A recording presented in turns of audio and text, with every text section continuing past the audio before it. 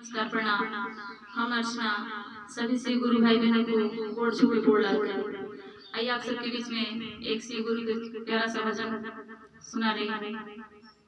अगर अच्छा लगे तो लाइक कमेंट और शेयर जरूर करना। रौरा पसीने का